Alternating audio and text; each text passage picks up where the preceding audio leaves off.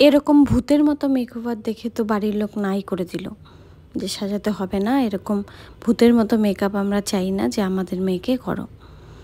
যাই হোক, good morning everyone. আমার আরেকটা ব্লগে তোমাদেরকে আবারও ওয়েলকাম। নিয়ে চলে এলাম আমার বৈশাখের ব্রাইডের একটা গল্প।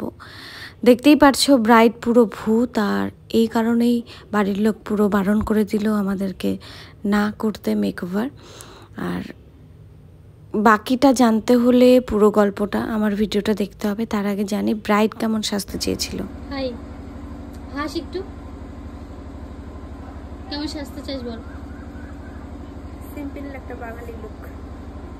বাঙালি লুক কেন? যেরকম সাজছুনি সাজাবো না?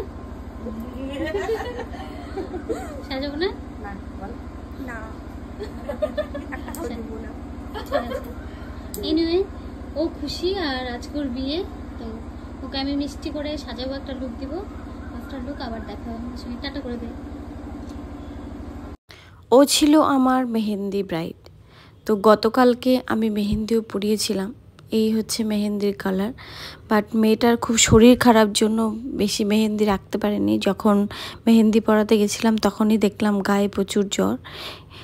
ভীষণ হাসি খুশি মেয়েটা, এরকম চুপচাপ বসে আছে, এটাই রিজন, কারণ ওর শরীরটা ভালো না। যাই হোক, মেকওভার শুরু করলাম। শুরু হতেই না হতে তো প্রথমে ভূতের মতো হয়ে যায়, সেটা তোমরা সকলেই জানো। আর এই ভূত মেকওভারটা দেখে অটোমেটিক্যালি সবাই পাগল হয়ে যায়। আর বাড়ির বড়রা থাকলে তো কোনো কথাই নেই, তারা পুরোপুরি পাগল হয়ে যায় যে এটা কেমন মেকওভার, এটা কি করলো, সাদা ভূত কেন বানাচ্ছে। যাই হোক, ভূত পর্ব শেষ, এখন হাইলাইটার পর্ব। তো হাইলাইটার লাগাচ্ছিলাম। লাগানোর সময় যখন ব্রাইড না হাসে তখন কত কিছু যে বলতে হয় যাতে ব্রাইড হাসে, যাতে একটু ভালো মতো হাইলাইটার লাগাতে পারি। তো সেটাই হলো অ্যাজ ইউজুয়াল। আমাদের প্রতিটা মেকআপ আর্টিস্টের কাজের ধরন আলাদা, তো আমিও তাদের মধ্যেই পড়ি। আমি প্রথমে বেস করে আই করতে বেশি প্রেফার করি, তো আমি সেটাই করলাম। আর এই শ্যাডো প্যালেটটা দেখছো, এটা আমার অ্যাজ ইউজুয়াল সব থেকে ফেভারিট শ্যাডো প্যালেট, কারণ আমার জার্নিটা শুরু এখান থেকেই হয়েছিল। যাই হোক, শাড়ির ম্যাচ করে একটা সুন্দর আই মেকআপ দেওয়ার চেষ্টা করলাম ব্রাউনিশের মধ্যে, তো সেটাই করলাম। তোমরা দেখো ফুল লুক, হোপসো তোমাদের ভালো লাগবে আজকের এই মেকওভার। তো দেখে জানিও। আবারও বলবো, যদি ভালো লাগে তাহলে একটা লাইক, একটা কমেন্ট, আর যদি খুব ভালো লাগে তাহলে আমার পেজটাকে ফলো করে দিও। আর এখানে আমার স্টুডেন্টরা সাথে গেছিলো, কারণ ওদের বাড়ির পাশেই আমার স্টুডেন্ট আছে অনেকগুলো, তো তারা গেছিলো যে আমি রিয়েল ব্রাইডের ওপর কী করে মেকওভার করি সেটা দেখার জন্য। আর কলকাটা ব্রাইডকে জিজ্ঞাসা করে নিয়েই করেছিলাম যে ও কেমন কলকা চায়। ও বললো পুরো কপাল ভরে একটা কলকা করতে চায়, তো তার জন্য সেটাই করার চেষ্টা করলাম। আর চেষ্টা করলাম যে ওকে যাতে সুন্দর লাগে। বেচারা মেয়েটা অসুস্থ জন্য সেরকম হাসতে পারছে না, কিছু করতে পারছে না।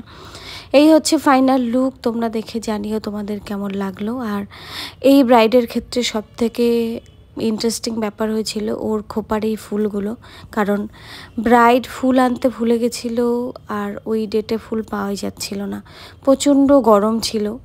আর আমাকে বলেছিল আমি যাওয়ার সময় ফুল নিয়ে যাব, বাট আমি গিয়ে দেখি দোকানে কোনো ফুল নেই। পরে আশেপাশের অনেক দোকানে পাঠানো হলো ফুলের জন্য, বাট ফুল ছিল না। সে কারণে প্যান্ডেল থেকে খুলে সেই ফুল ওর খোপাতে লাগানো হয়েছিল।